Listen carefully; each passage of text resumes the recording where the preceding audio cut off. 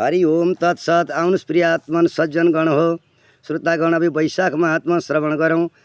8औं अध्यायबाट हिजो हामीले 7औं अध्यायसम्म श्रवण गऱ्यौँ, वर्णन विस्तार भयो जुन। अब अहिले 8औं अध्यायमा हामी प्रवेश गरेका छौँ।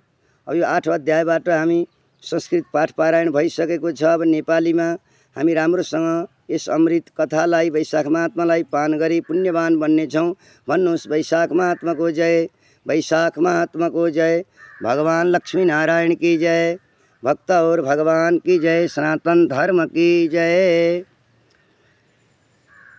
मिथिलाका राजाले भनिबक्स्यो, हे ब्राह्मण, इच्छाको वंशका पुत्र जलदान नगर्नाले 3 पल्ट काका कुली भएर जन्मे।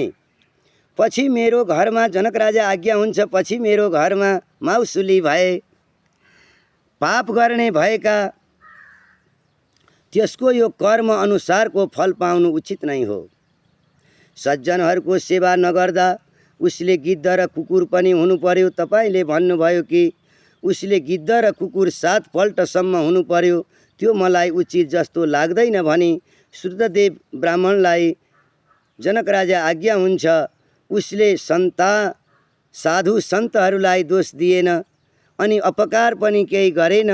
त्यसकारण उनको सेवा नगर्दैमा, सज्जनको सेवा नगर्दैमा कुनै अनर्थ नगरेको हुनाले उसका दानको फलको अभाव निश्चय नै नहुनु पर्ने हो गुरुदेव। किनकि पाप भनेको त अर्कालाई पिर्नु नै हुन्छ।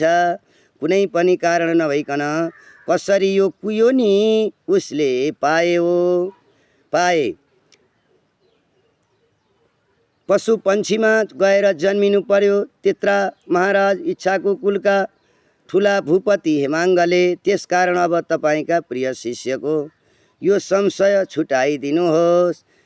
यसरी राजाले विनयपूर्वक सोधिएका महायशस्वी श्रुतदेवले बेस हुन्छ यस्तो भनेर कुरो भन्न लागे। श्रुतदेवले भनिबक्स्यो, ब्राह्मणले, हे पुण्यात्मा राजन, जो तिमीले सोध्यौ त्यो म भन्छु सुन। दिव्य कैलाश शिखरमा शिवजीले पार्वतीलाई भने, प्रभुले यी सारा लोक सृष्टि गरिसकेर पछि तिनीहरूको लागि लौकिक र पारलौकिक 2 किसिमको स्थिति बनाए। प्रभुले यी प्रत्येकको स्थितिका लागि 3वटा हेतु, जल सेवा, अन्न सेवा र औषधि सेवा राखे। प्राणीको कल्याणको लागि, रक्षा धर्मको लागि राखे। हे महाभाग, यो 3वटा यस संसारका स्थिति कारण हुन्, प्राणीको रक्षाका कारण हुन्।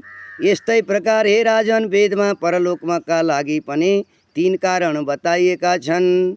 साधु सज्जनहरूको सेवा, विष्णुको सेवा र धर्म पथको सेवा। यी 3 परलोकका हेतुहरू